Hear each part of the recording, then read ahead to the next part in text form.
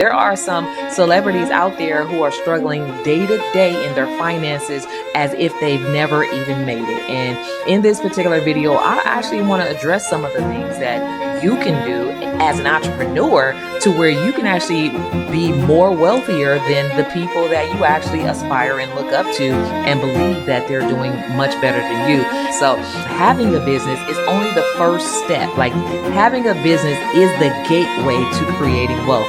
If you don't have a business, it's easy to go start a business. There are a lot of different tools and trainings and free information that is out there on how to start a business in a day. Literally, once you've done that, now you can position yourself to do these 5 things to position yourself and your business and your family to create wealth. Things that you can do in a business that can help you change the narrative in the direction that you've gone in. And one of those things is, number 1, is win lucrative contracts. Okay. So now, what do you mean by that, Dr. K? So, USA government 2020 spent $10 trillion on business products and services. 26% of that is obligated to go to small businesses. One good government contract can literally be worth 10 years worth of revenue. In fact, one good government contract for my client Kim was worth $2 million. One good government contract for another one of my colleagues was worth $1.6 million. And both of these ladies do nothing more than share how to be fair in an agency, basically diversity, equity, inclusion trainings on that. So they share their knowledge, their expertise, and their gifts in those particular areas. And so can you. So whatever it is that you're doing in business, in life, whatever it is you're gifted at doing, you can actually position yourself to become a contractor to provide and offer those same skills and gifts to the government. It's just all about how you package it.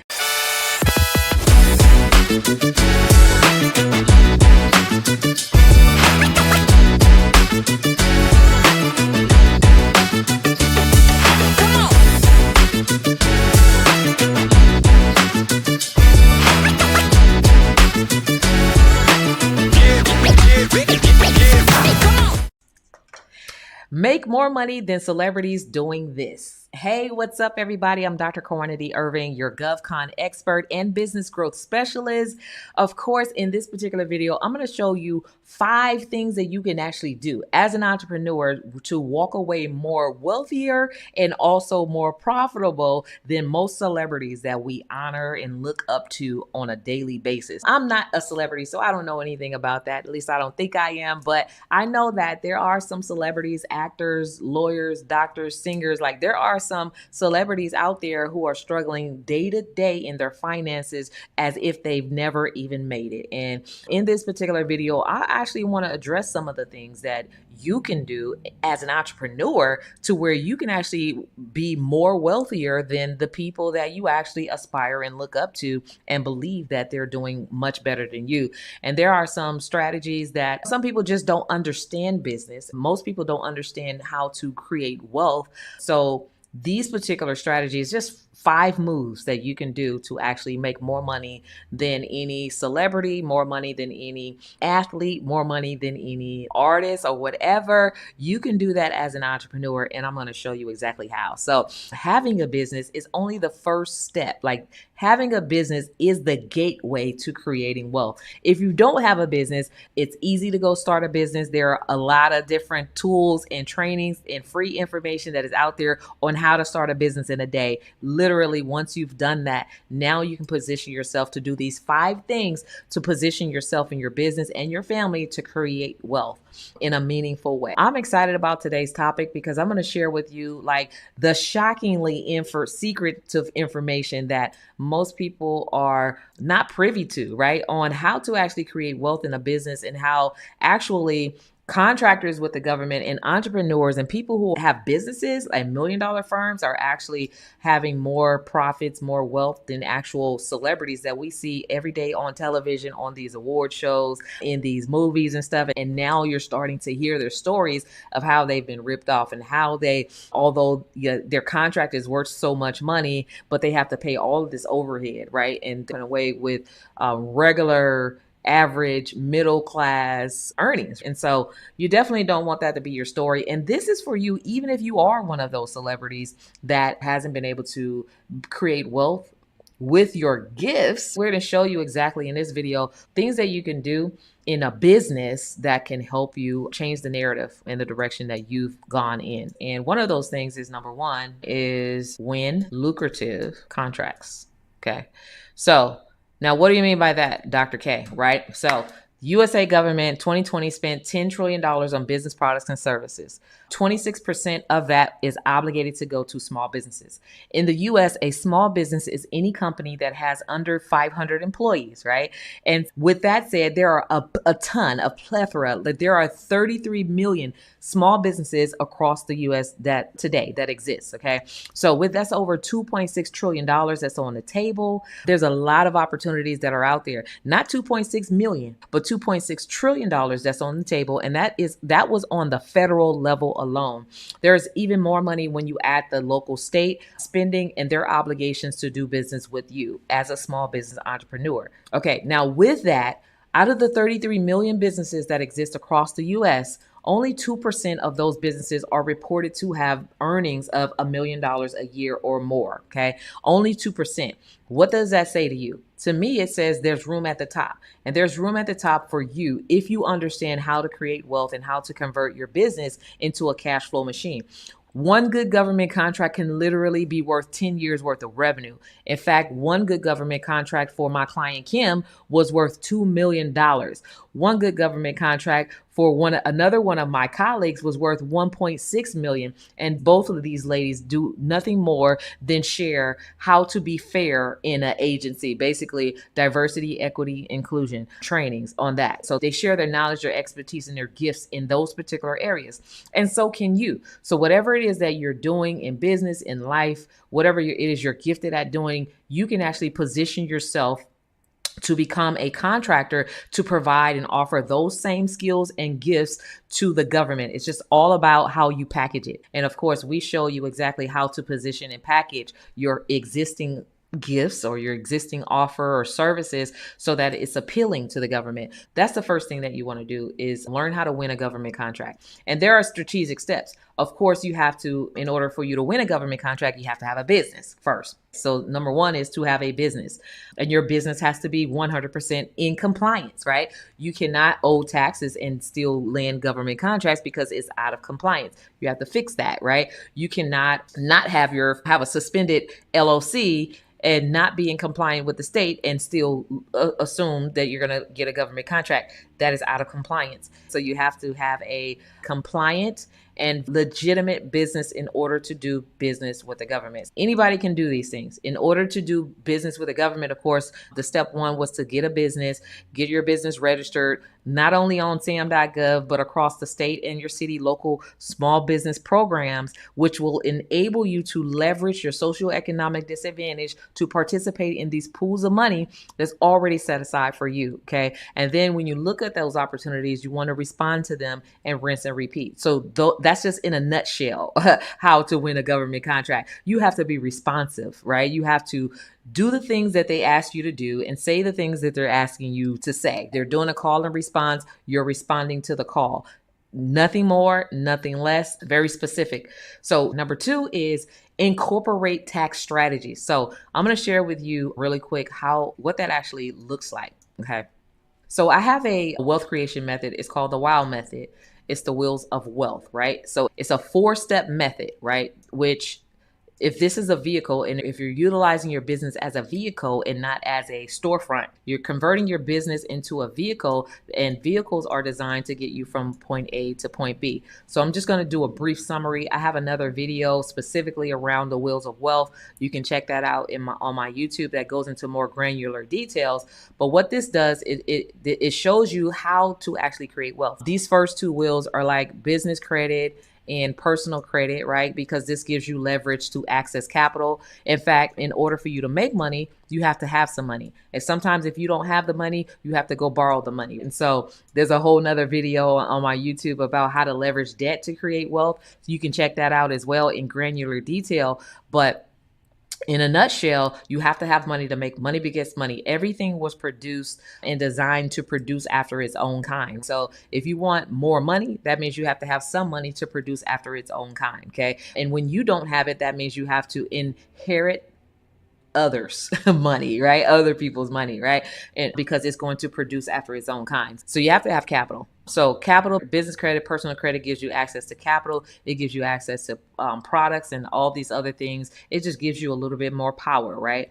It also can put you in a position to do the great exit, right? So if you're stuck at a job and you're trying to figure out how you're going to exit into and transition into your own business, this is how you do it, okay? So that third wheel is going to be a premium client. So I call this the premium client wheel. So this is premium credit, this is personal credit, this is business credit, this is a premium client.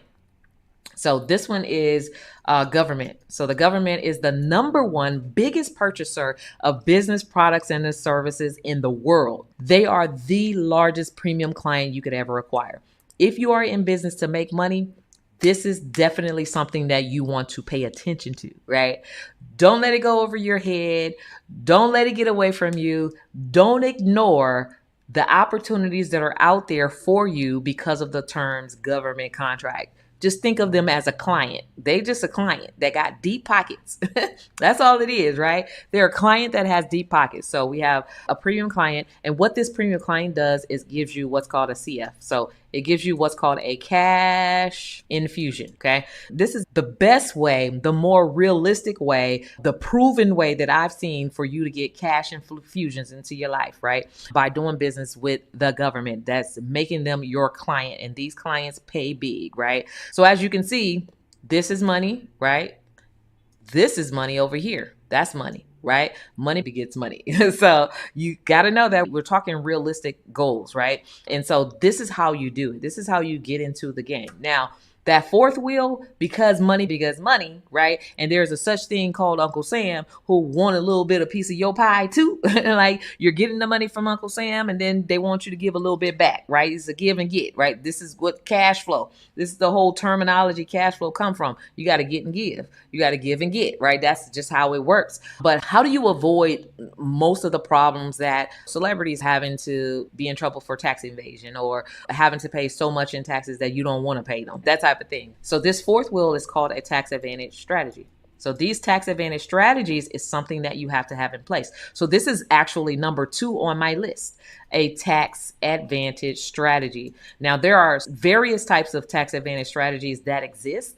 I'm not a tax advisor or anything like that, but I know tax advisors and I will always recommend that you consult with tax advisors because everybody's situation is not a cookie cutter situation. It's going to depend on you and your circumstance, right? And so what I will say is once you have a cash influx, once you're getting ready to start making hundreds and thousands and even millions of dollars in your business by these plays, by running these particular plays that I'm sharing with you, then you're going to need to have tax advantage strategies in place to minimize your tax implications, right? To minimize what you have to pay out. You have to do that. And some ways that I've seen works, right? So here's some things. Number 1 is a universal index life, right? There's so much money that you can put into a universal index life policy, but there's no limit to how many policies that you can have, right? And so universal index life policies not only grows your money, right? Because you want to make your money return to you in multitudes, right? Because that's the way that money was designed to do, right? It was designed to return to you in multitudes, right? And if it's not doing that, it's because you don't understand money and you don't know how to make it work for you. So we're going to get on the other side of money. So the universal index life policies grows your money exponentially over a certain period of time. Now that time doesn't have to be 30, 40 years out because some people don't have 30, 40 years left.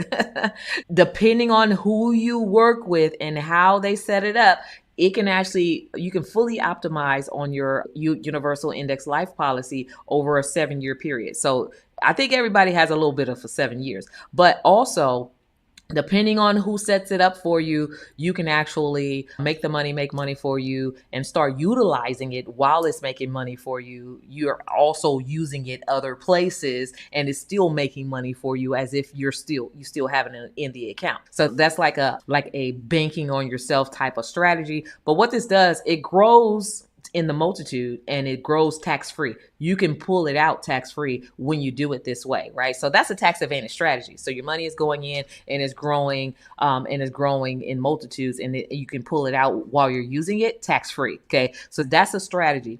And then in addition to that, other strategies have been investing in real estate, because there are certain things that you can write off on real estate. So now your money is working for you in a IL, you're taking it out or as a loan, and you're using it to also invest in real estate. So now you're actually getting paid multiple times on the same dollar by doing these particular strategies. So in real estate, now you have all your write-offs because maybe you've opened up an LLC for each property, and everything that you expense to these properties are tax deductible. Okay. Now you're getting tax breaks because of that. And in addition to that, every year you can rent your property out to yourself or to your business for, I think it's up to 14 days, right? That falls under a specific law. You can rent your property out to you on a daily rate for 14 days. That's reasonable within your area. So say, for instance, for your property size and in your region, maybe you can rent out your spot for $300 a day. 300 times 14 is how much you can actually write a check to yourself, and it reduces your revenue or your income by that particular amount, which is less taxes that you have to pay. That's another whole nother strategy, right? And then in addition to those particular plays, there are other things that exist in the marketplace, right? You can get an IRA. There's so much money you can put in the IRA in a year, and that's a tax advantage strategy. And then you can make sure that everything that you do it in the name of your business, and all of those business deductions become tax deductible and all that stuff. So anyways, those are some plays. Again, I am not a tax advantage strategist. I do not do taxes or any of that stuff.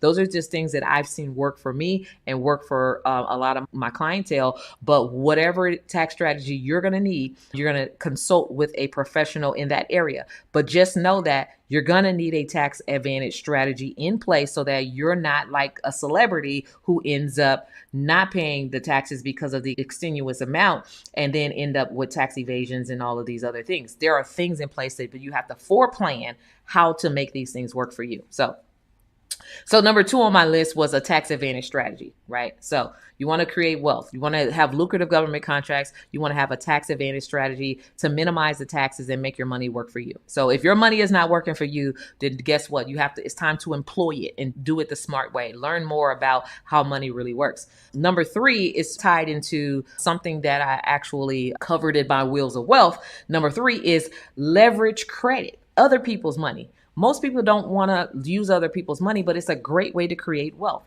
Even Robert Kiyosaki recently admitted the amount of debt that he has. Good debt, because the debt that he has created millions and even billions of dollars for him in his particular industry, but he only got that by leveraging other people's money, and it frees up his money. So when you're leveraging other people's money, it frees up your cash flow to be able to make these plays. Leveraging debt and credit is a great way to maximize on your profits. That is a great way for you to create wealth as well. So number 4, actually, let me get to number 3. So let me put it on here. All right. So here. So I'm going to skip down here. Number 3 is using OPM, other people's money, is very key, right? And it's biblical.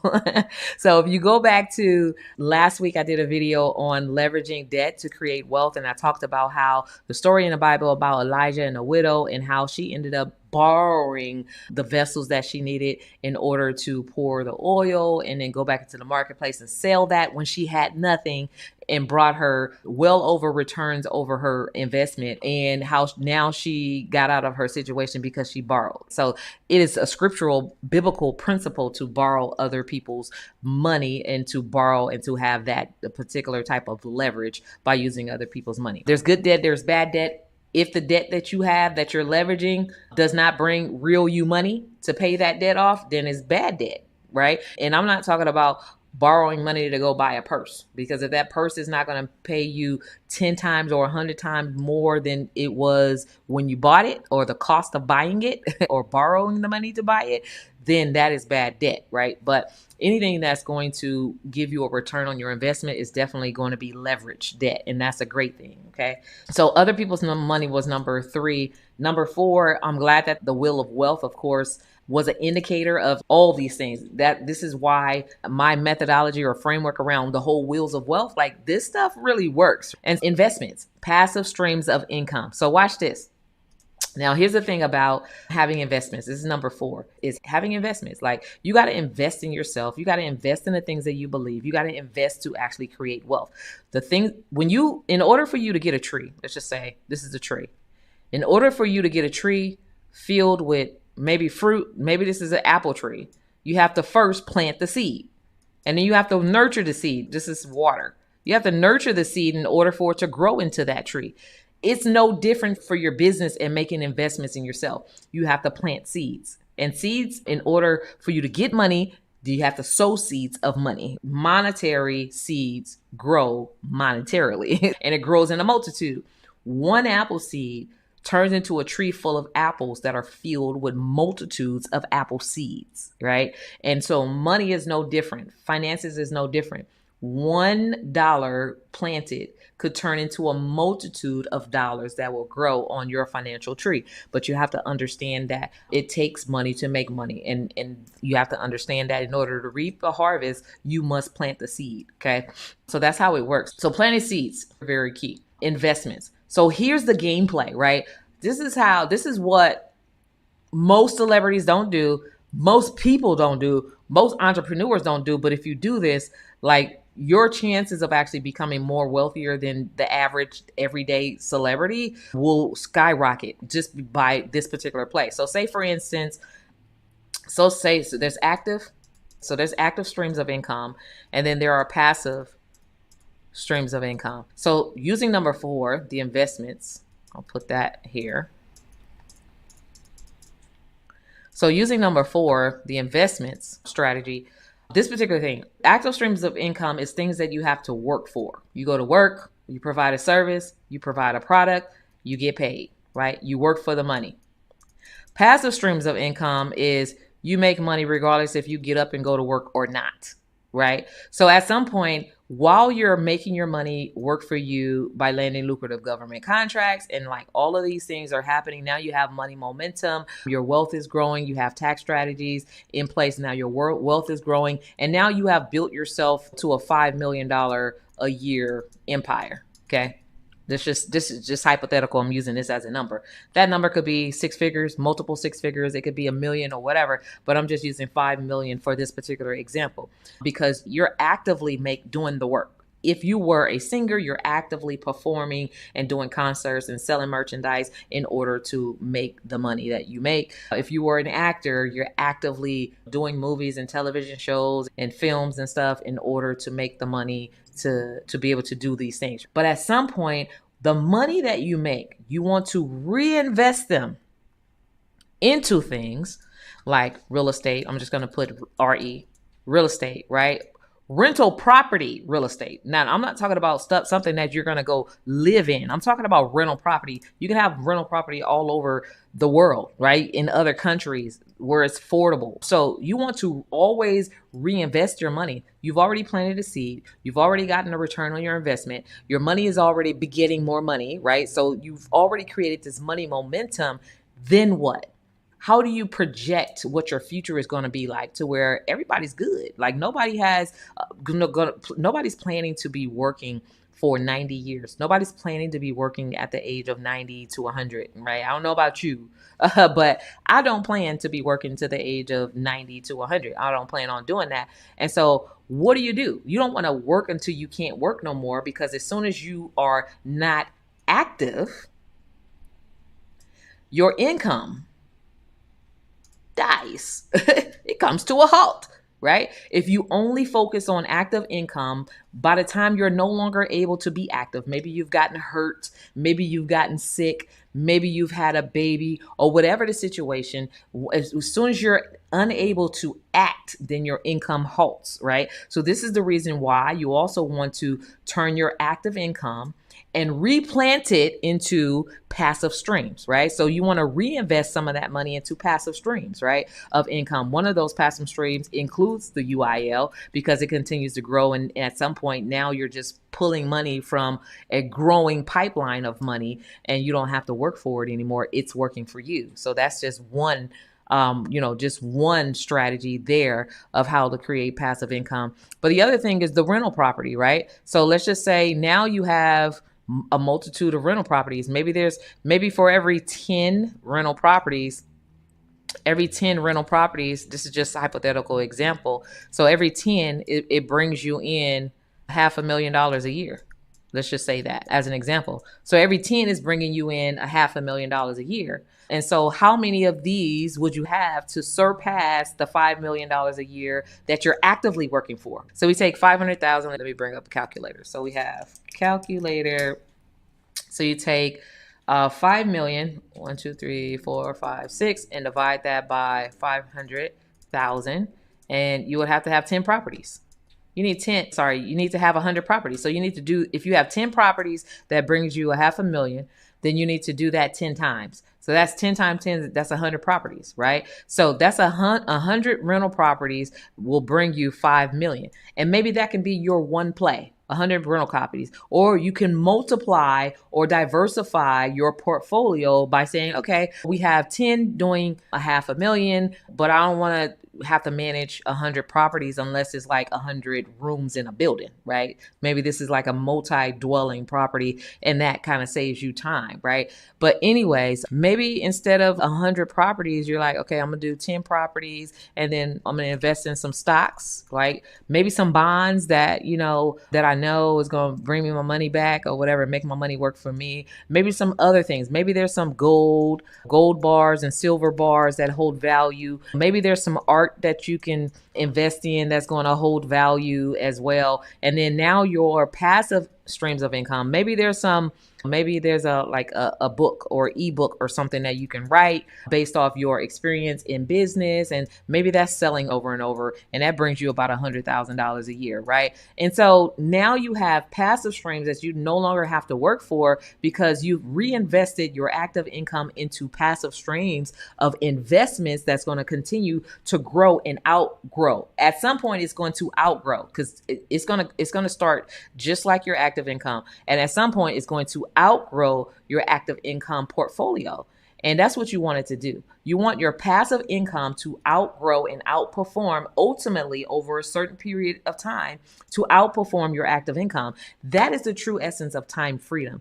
That is how you actually plan for retirement, to where now you don't have to worry about it. Money is going to continue to grow because you've made these moves and you thought about these things in advance, right?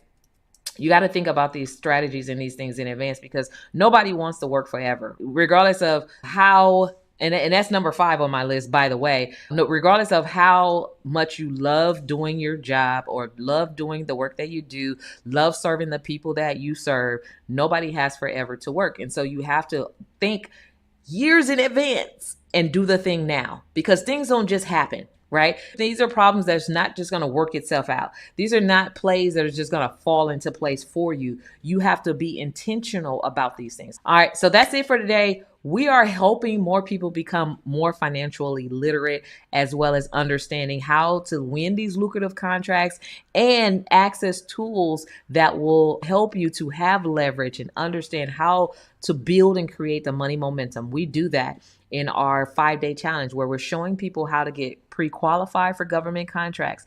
It is the way to creating wealth. It is the number one biggest, best, quickest, fastest way to creating wealth. And generational wealth is something that I teach. Is definitely something that I'm very passionate about, of how to make so much money that you actually have enough to pass down for generations to come.